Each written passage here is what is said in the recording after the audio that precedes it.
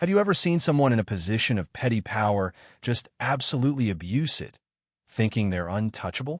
Someone who targets the vulnerable because they think no one will fight back? Well, I saw it happen to my own sister, Sarah. Mrs. Albright, the grande dame of her new HOA, seemed to think her reign of tiny terror was absolute. She picked the wrong family. What she didn't know, what none of us knew at first, was that her little kingdom of kickbacks and corruption was already on borrowed time. At the FBI, they were already watching. Where are you all watching from today? And more importantly, have you ever had to deal with an HOA president who thought they were a feudal lord? Let me know in the comments below, because I bet some of you have stories that would curl your hair. This one certainly curled mine. The drive to the Willow Creek Estates condo complex had been long, another leg in a journey that felt like it had been going on for months. My sister, Sarah, was asleep in the passenger seat, her head resting against a travel pillow-eyed wedge between her and the window. She looked peaceful, a rare sight these days. Just 6 months prior, a reckless driver had fundamentally altered the trajectory of her life, leaving her with injuries that necessitated a wheelchair and a long, arduous path of physical therapy. Our childhood home, a rambling 2-story farmhouse, was no longer practical. This new, ground-floor condo, marketed as accessible living, was supposed to be a fresh start, a sanctuary. I'd taken an extended leave from my auditing job, a job that most people found mind-numbingly dull, but which I, with my peculiar fondness for patterns and discrepancies, actually enjoyed to help her settle in. My focus was singular: Sarah's comfort, Sarah's peace. As I navigated the neatly manicured, almost unnervingly uniform streets of Willow Creek, I felt a familiar weariness settle over me. The last few months had been a blur of hospital visits, insurance paperwork, and the emotionally draining process of selling our parents' old place. My own life, my own routines, felt like a distant memory. This place, with its identical beige buildings and meticulously edged lawns, felt sterile, a far cry from the chaotic warmth of our old home. But it was accessible, and that was the priority. We pulled up to her unit, and I was just gently shaking Sarah awake when a woman emerged from the condo directly opposite. She was of a certain age, immaculately coiffed, with a rigidly polite smile that didn't quite reach her eyes. She wore a sharply pressed linen dress, the kind that probably cost more than my monthly grocery bill. "Welcome, welcome," she chirped, her voice a little too loud, a little too bright. "You must be the new residents of 12B. I'm Eleanor Albright, president of our Homeowners Association." I managed a tired smile. "Mark Evans, and this is my sister, Sarah." Sarah, still blinking away sleep, offered a small, hesitant wave. Mrs. Albright's eyes, sharp and assessing, flicked from Sarah to the folded wheelchair in the back of my SUV, then back to Sarah's face. "Oh, yes, of course. We were informed about the special accommodations." Her tone was coated in a syrupy sympathy that felt instantly insincere. "We pride ourselves on being an inclusive community here at Willow Creek. Though, naturally, we do have standards to maintain. For everyone's benefit. Standards." The word hung in the air, heavy and vaguely ominous. I felt a prickle of unease, but dismissed it as exhaustion. She's just being formal, I told myself. Give her a chance. "We appreciate that," I said, keeping my voice neutral. "We're just looking forward to getting Sarah settled and comfortable." "Of course, dear," Mrs. Albright said, her gaze lingering on Sarah for a moment too long. "If you need anything at all related to community guidelines, my door is always open. Though I do prefer queries to be submitted in writing, via the official HOA portal, of course. Keeps things orderly." She gave a final, tight smile and retreated into her own pristine unit, leaving behind a subtle floral perfume and a distinct chill in the air. Sarah looked at me, a flicker of apprehension in her eyes. "She seems intense," Sarah murmured. "Probably just takes her HOA duties very seriously," I replied, trying to sound more reassuring than I felt. "Let's get you inside." The first few days were a whirlwind of unpacking, arranging furniture to accommodate Sarah's wheelchair, and coordinating with her physical therapist. We installed a temporary, modular ramp at the front door, ensuring it met all ADA specifications. Inside, we added grab bars in the bathroom and made small modifications to the kitchen. It was beginning to feel like a space Sarah could navigate independently, a space where she could start to rebuild. Then the notices started. The first one, tucked into the ornate wrought iron mailbox, was printed on heavy cream-colored cardstock, embossed with the Willow Creek HOA logo. It was a friendly reminder that all exterior modifications, including ramps, required prior written approval from the Architectural Review Committee, chaired, of course, by Mrs. Eleanor Albright. It cited a clause in the HOA bylaws regarding maintaining the aesthetic harmony of the community. Aesthetic harmony? I muttered, rereading the notice. The ramp was functional, unobtrusive, and frankly, a necessity. Sarah, who had wheeled herself over to read it, looked crestfallen. I don't want to cause trouble, Mark. You're not causing trouble, Sarah, I said firmly. This is a reasonable accommodation. It's the law. I'll sort it out. I drafted a polite, formal letter explaining the necessity of the ramp, citing the Fair Housing Act, and attached the specifications. I submitted it through the official HOA portal, as per Mrs. Albright's preference. A week later, another notice arrived. This one was a first warning regarding unapproved fixtures apparently, the discreet grab bars in Sarah's bathroom, visible if one stood at a very specific angle outside her window and peered in with some effort, were disturbing the visual uniformity from the common areas. Fines were mentioned if the violation was not rectified within 7 days. This is ridiculous, I fumed, the polite facade I usually maintain beginning to crack. She can't be serious. But Mrs. Albright was entirely serious. Over the next few weeks, the notices became a regular occurrence. Sarah's small container garden on her patio, filled with herbs her therapist encouraged her to tend, was cluttered. The faint sound of the classical music she played during her afternoon rest period was a noise disturbance, despite being barely audible from her own doorstep. Each notice was more pedantic, more intrusive than the last. Each one chipped away at Sarah's already fragile confidence. I tried talking to Mrs. Albright directly. I caught her one morning as she was meticulously watering her perfectly manicured rose bushes. Mrs. Albright, I began, trying to keep my tone even about these notices regarding Sarah's condo. She turned, her expression one of mild surprise, as if I were a particularly uninteresting insect that had strayed into her path. Mr. Evans, yes.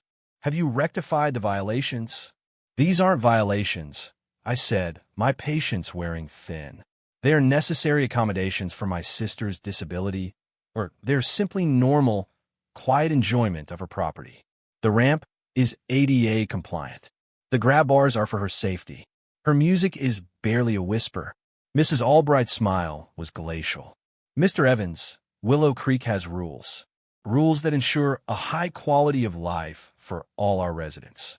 We cannot make exceptions, disability or no. It would be a slippery slope. Imagine the chaos if everyone simply did as they pleased. She gestured vaguely at Sarah's ramp. That thing is an eyesore. It lowers property values. Other residents have complained. I doubt that very much, I thought. Who specifically?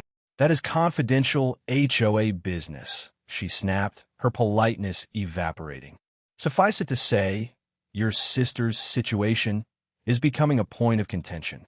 Perhaps Willow Creek is not the right fit for her, after all. The implication was clear, and it was ugly. My hand clenched into a fist at my side. I saw Sarah watching from her window, her face pale with distress. This wasn't just about bylaws anymore. This was targeted harassment. My sister has every right to live here comfortably and safely, I said, my voice low and dangerously calm. And these notices will stop. Mrs. Albright laughed, a short, sharp bark. Oh, I don't think so, Mr. Evans. You seem to misunderstand.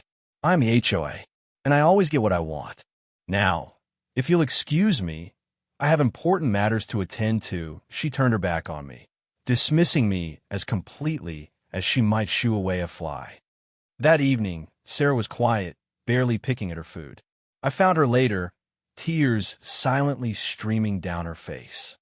Maybe she's right, Mark, she whispered. Maybe I don't belong here. Maybe I'm just a burden. An eyesore, a cold fury, unlike anything I'd felt in years, settled deep in my chest. This woman, with her petty tyranny and inflated sense of self-importance, was actively harming my sister, eroding the fragile peace we had been trying to build. "No," I said, my voice resolute. "Absolutely not. You belong here, Sarah. She's the one who is out of line, and I'm going to stop her." Sarah looked at me, a flicker of hope in her tear-filled eyes.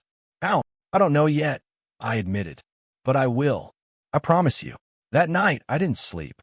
The auditor in me, the part that thrived on untangling complex knots of information and finding the truth hidden in plain sight, began to stir. Mrs. Albright thought she was dealing with a tired, stressed caregiver. She had no idea that my entire career had been built on meticulously dissecting systems, rooting out inconsistencies, and exposing those who thought they were clever enough to hide their misdeeds. She wanted rules? Fine. I would learn every single one of her rules, and then I would find out how she was breaking them. My first step was the HOA's governing documents. I downloaded the CC and RS, the bylaws, the architectural guidelines, and every set of meeting minutes available on their clunky online portal. It was dense, turgid stuff, but I waded through it page by page, highlighting, cross-referencing, making notes.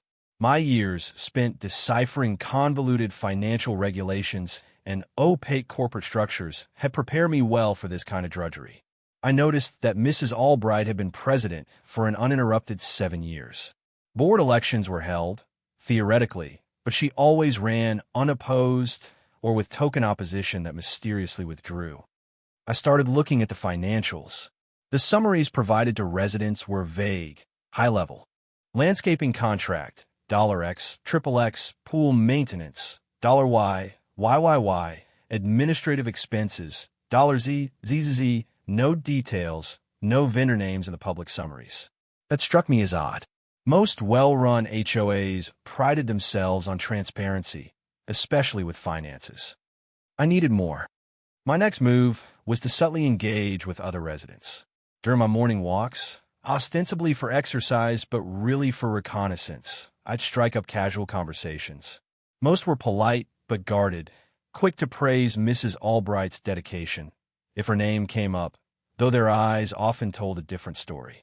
It was the kind of fearful deference one usually reserved for a temperamental dictator, not an HOA president. But then I met Mr. Henderson.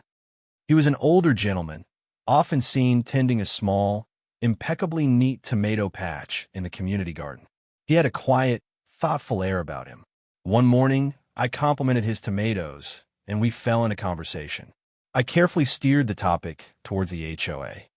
"Mrs. Albright certainly runs a tight ship," I observed neutrally. Mr. Henderson paused in his weeding, his gaze distant. "Tight is one word for it," he said, his voice low. "I was treasurer, for about 6 months. 5 years ago." "Oh," I said, feigning mild interest. "What happened?" He sighed, wiping his brow with the back of a gloved hand. I started asking questions. About the landscaping contract, mostly. Seemed awfully high for the work being done. And the invoices were vague. When I pushed for more detail, for competitive bids, Eleanor, well, she made things very uncomfortable. Accused me of incompetence, of trying to undermine her. Stirred up a couple of her cronies on the board. I resigned. Easier than fighting a losing battle. "Bingo. Did you ever suspect anything improper?" I asked, keeping my voice casual. Mr. Henderson looked around, as if worried about being overheard, even in the relative seclusion of the garden. "Suspect? Yes. Prove? No. She's very careful, Eleanor. Very controlling with the paperwork. But the numbers never quite added up in my head. And the preferred vendors, they always seemed to be friends of hers, or friends of friends. Charging top dollar for mediocre work." He shook his head. "Be careful, son. She doesn't like people poking around." His words were a warning, but to me, they were a confirmation. My instincts, honed by years of sniffing out financial chicanery, were screaming. This wasn't just petty bullying. This was likely a symptom of something much larger, something rotten at the core of Willow Creek's management. Mr. Henderson became my first, albeit cautious, ally. He didn't have hard evidence, but he had institutional knowledge, a roadmap of where Albright might have buried her secrets. He pointed me toward a clause in the bylaws that allowed homeowners, with sufficient notice, to inspect detailed financial records. It was rarely invoked, he said. Most people were too intimidated or simply didn't care enough. I cared. I cared a great deal. I drafted a formal request to inspect the detailed financial records for the past 3 years, citing the specific bylaw. I submitted it through the portal and hand-delivered a copy to Mrs. Albright's unit, ensuring she received it personally. Her smile, when she took the letter, was pure acid. "Mr. Evans," she said, her voice dripping with false sweetness. "Still finding things to occupy your time, I see. How diligent of you." "Just exercising my rights as a homeowner, Mrs. Albright," I replied coolly, "and ensuring my sister's investment is being managed responsibly." The next day, the harassment escalated. A notice appeared on Sarah's door, not even mailed, but taped aggressively, claiming her visitor parking pass, mine, was improperly displayed, and that my car would be towed if not moved immediately from a spot I had legally parked in for weeks. Another accused her of leaving her trash receptacles out 17 minutes beyond the designated collection window. The pettiness was breathtaking, clearly designed to intimidate, to make me back off. It had the opposite effect. It fueled my resolve. While waiting for the HOA to comply with my records request, they were legally obligated to within a certain time frame. Though I suspected Albright would drag her feet, I started doing my own external research. Public records were a treasure trove. I looked up the vendors mentioned in the vague financial summaries I already had. Evergreen Landscaping Solutions, LLC, Prestige Pool Services, Community Management Partners, Incorporated. It didn't take long to find connections. Evergreen Landscaping Solutions was registered to a Mr. Gerald Steiner. A quick social media search showed Gerald Steiner was Mrs. Albright's brother-in-law. Prestige Pool Services was owned by a woman who served as the secretary on the board of Albright's favorite charity. Community Management Partners Incorporated, the company that ostensibly handled the HOA's administrative tasks for a hefty monthly fee, listed only one director, Eleanor Albright herself. She was, in effect, paying herself a salary from HOA dues under the guise of an external management company. The picture was becoming clearer, uglier. This wasn't just about inflated contracts. This was about a systematic siphoning of HOA funds into her own pockets and those of her associates. The bullying, the iron-fisted rule, it wasn't just about power, it was about protecting her illicit revenue stream. Anyone who questioned, anyone who rocked the boat, like Mr. Henderson, or like Sarah, whose mere presence and needs challenged Albright's rigid control and potentially exposed her scrutiny, had to be silenced or driven out. A few days later, I met Maria. She ran a small home bakery and had tried to get HOA approval to occasionally use the community clubhouse kitchen for larger orders during off-peak hours, offering to pay a rental fee.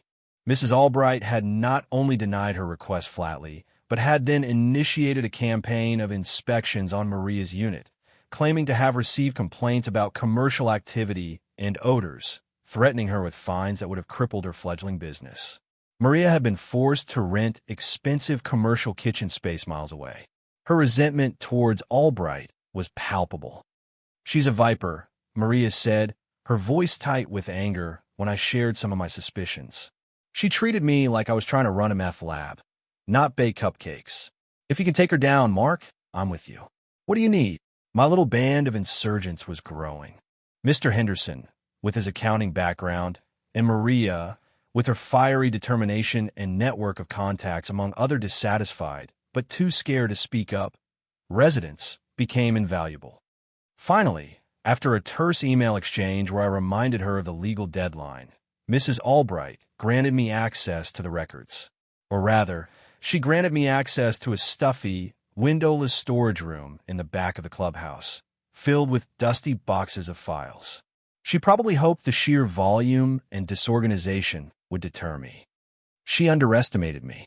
This was my element. For the next week, I spent hours in that room, often with Mr. Henderson by my side. We sifted through invoices, bank statements, contracts, and correspondence. The pattern was undeniable.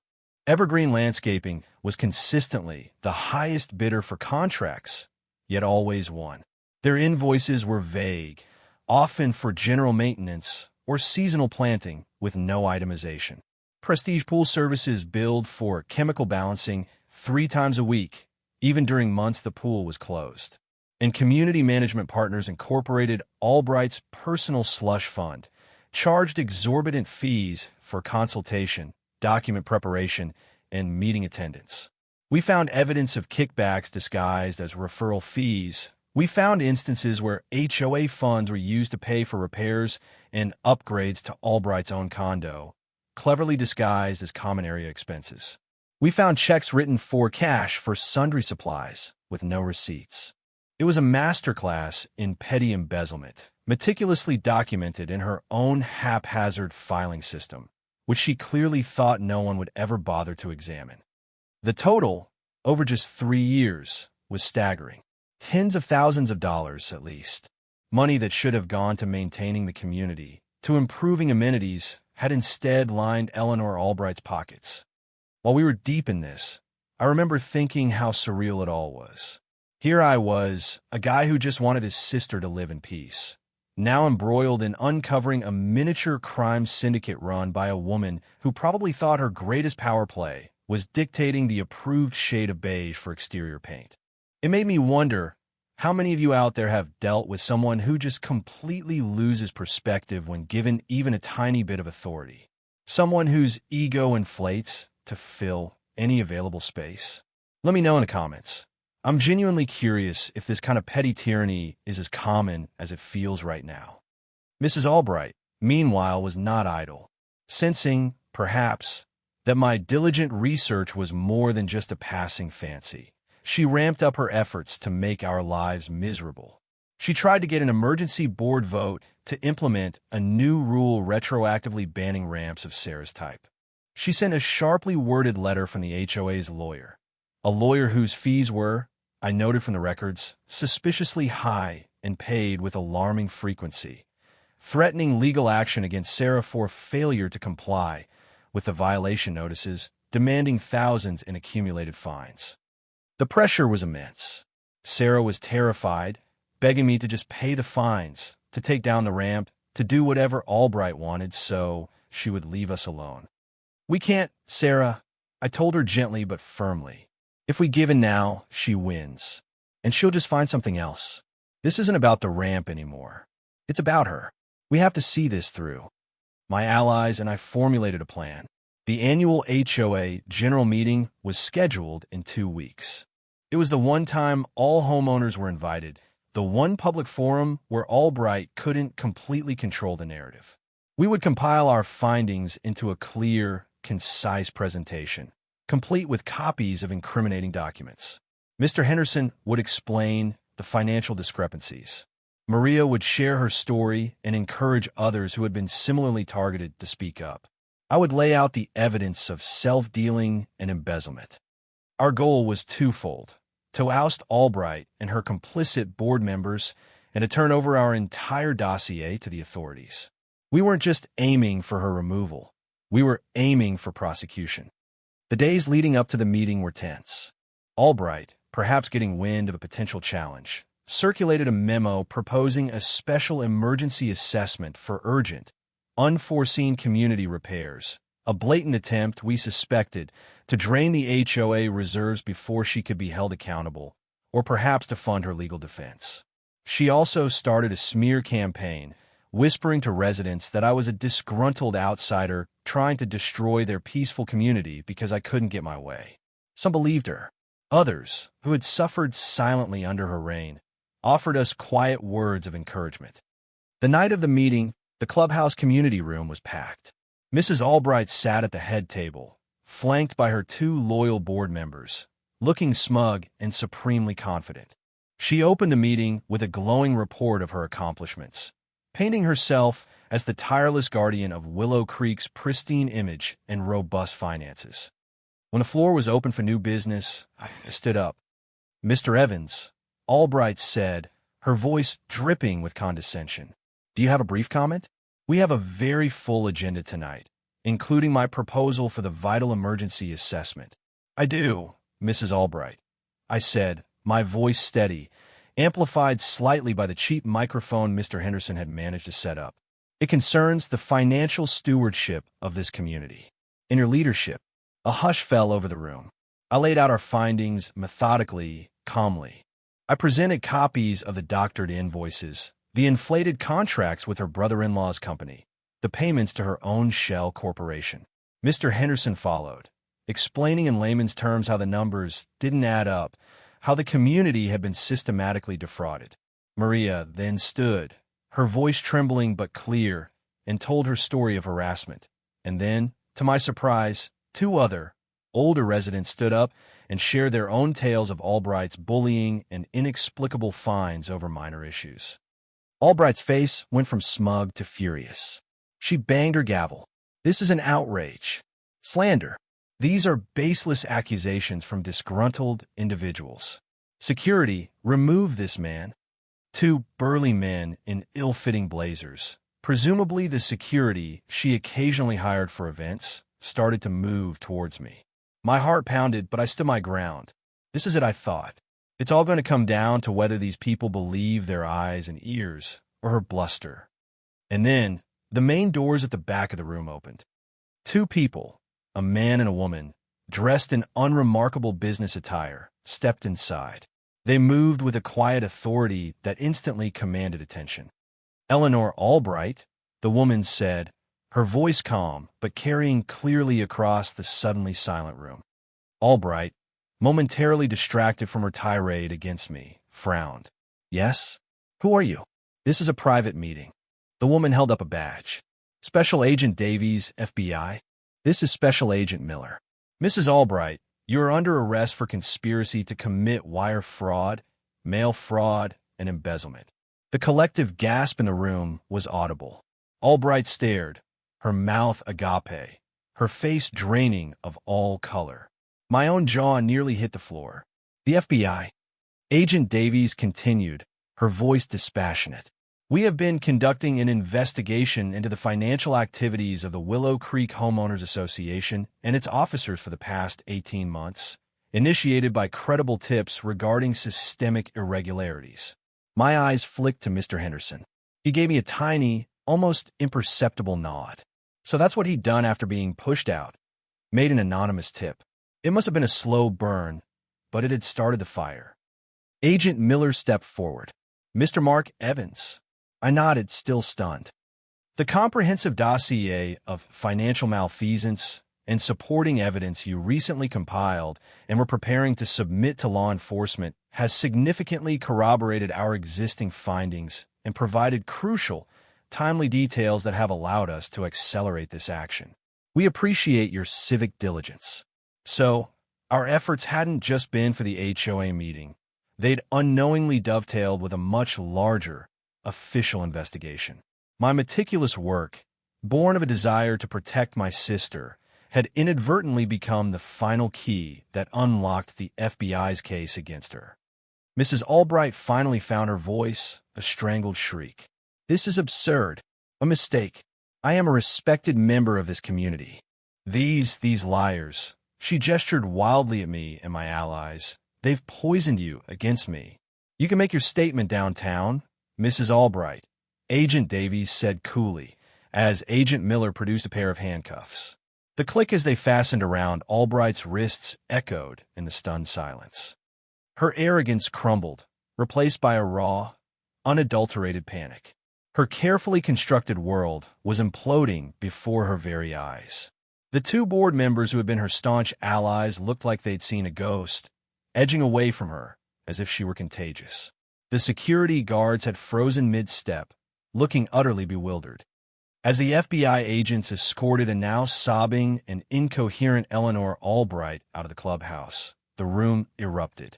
Shock, anger, relief, confusion, it all swirled together. My part in it felt almost surreal. I had set out to stop a bully, to protect Sarah, and had stumbled into the final act of a federal investigation. The immediate aftermath was chaotic but cathartic. The FBI agents secured boxes of records, far more efficiently than I had sorted through them, and interviewed several residents, including myself, Mr. Henderson, and Maria. Albright's enablers on the board tendered their resignations via tearful text messages before the night was over. The news spread through Willow Creek like wildfire, then through the wider local community. HOA president arrested in FBI raid. Accused of embezzling thousands, the headlines were stark. Albright's carefully cultivated image of dignified authority was shattered, replaced by the mugshot of a common thief. Her assets were frozen pending the outcome of the legal proceedings. Her reign was not just over, it was annihilated. For Sarah, it was as if a tremendous weight had been lifted. The day after the arrest, she wheeled herself out to her little patio, the unsightly ramp no longer a source of anxiety, but a symbol of her right to be there. She watered her herbs, the sun on her face, a genuine smile playing on her lips for the first time in weeks. "You did it, Mark," she said quietly, looking up at me. "You kept your promise." "We all did, Sarah," I said, thinking of Mr. Henderson's quiet courage in making the initial tip, Maria's willingness to speak out, and even the slow, methodical work of the FBI agents who had been piecing things together long before I arrived. Sometimes justice just needs a little nudge in the right direction.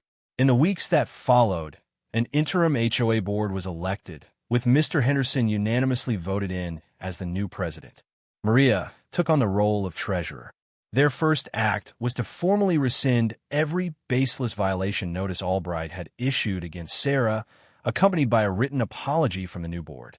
They began the painstaking process of untangling the financial mess Albright had left behind, implementing new bylaws focused on transparency and accountability. Competitive bidding for all contracts became mandatory. Detailed financial statements were made readily available to all residents. The emergency assessment Albright had proposed was, of course, scrapped. Instead, the new board found that with honest accounting and the termination of fraudulent contracts, the HOA was actually in a much healthier financial position than anyone had realized. Eleanor Albright's downfall was complete. Faced with a mountain of evidence, our meticulously compiled dossier now part of the official federal case, she eventually pleaded guilty to multiple felony charges. The judge, citing her egregious abuse of trust and the predatory targeting of vulnerable residents, sentenced her to several years in federal prison and ordered her to pay significant restitution to the HOA. Her brother-in-law's landscaping company lost its lucrative contract and faced its own investigation. Her other cronies faded into obscurity, their reputations tarnished by association. Life in Willow Creek began to change. The atmosphere of fear and suspicion slowly dissipated, replaced by a sense of cautious optimism and community spirit. People started talking to each other more, participating in meetings, taking an active interest in how their community was run. Sarah thrived.